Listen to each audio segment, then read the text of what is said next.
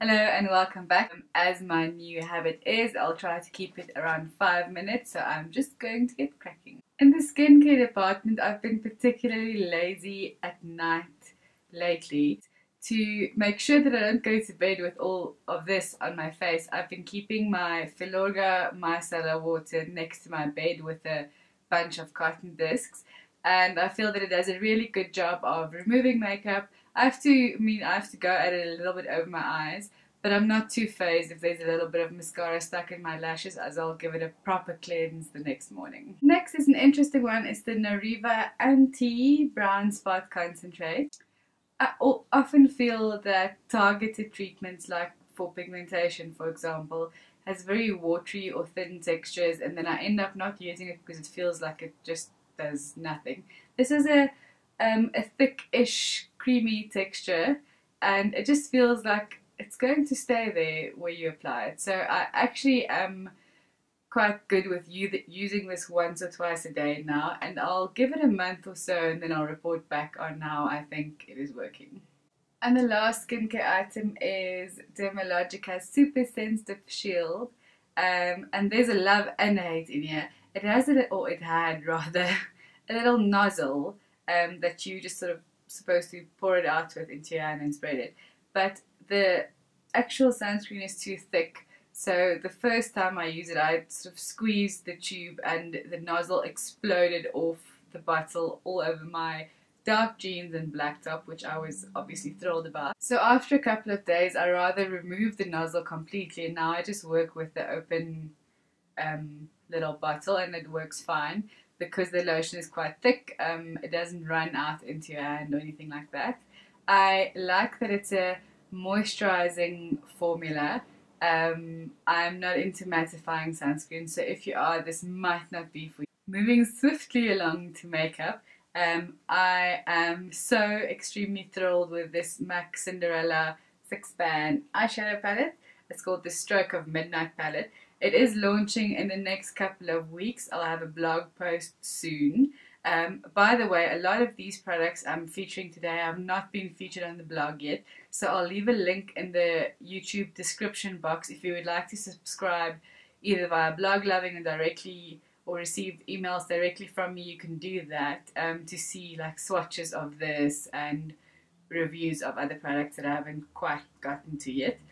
But in any case, this eyeshadow palette I think is magnificent. I don't particularly enjoy the way it looks, but this gold trim especially looks a little bit El Cheapo up front. So the brilliant thing about this palette is, in the first place, it has a click. I love a click. So the brilliant thing about this palette is that 5 of the 6 shadows are permanent MAC shadows. Only the very darkest, almost black shadow is a limited edition shadow, and that's not my favorite from the bunch, I must say. If you are quite big on makeup and on MAC especially, you will already have some of these shades. I had 2 of the 5.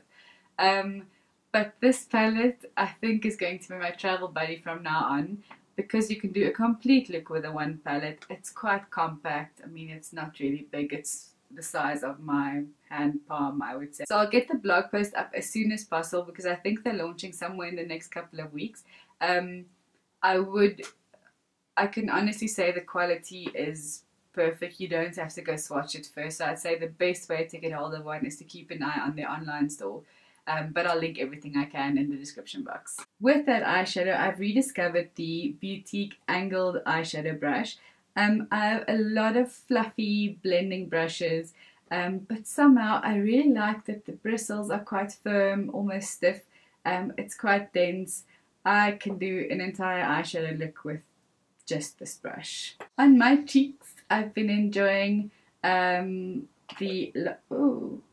I just stuck my nail in the blusher, but let's carry on. On my cheeks, I've been enjoying the L'Oreal Lip Blush in shade it's number 163 or Nectarine. It's extremely pigmented, so be very, very careful. I've really been enjoying highlighting this month because I am using blushes that are matte or semi-matte at most. So I would like to apologize, but it's Camelia de Plume. It's just And I'm not saying go hunt this down because it's not available anymore, but I think it's a very special highlighter. It's the first of its kind that I've seen that looks silver. But as soon as you swatch it, it looks like a very, very pale gold. And it just highlights beautifully. I do need to keep it off any areas with larger pores, so I stick to the outside of my face. If I come anywhere near like the center of my cheeks, it sort of sits in the pores. So it's a very shiny one, but it's so beautiful. Lastly, you might have heard me hammer on about the Revlon Color Stay Gel Envy nail polishes. Apparently the magic's in the top coat. I have not yet used the top coat with anything else, but I usually have chips on the first day, maybe second day.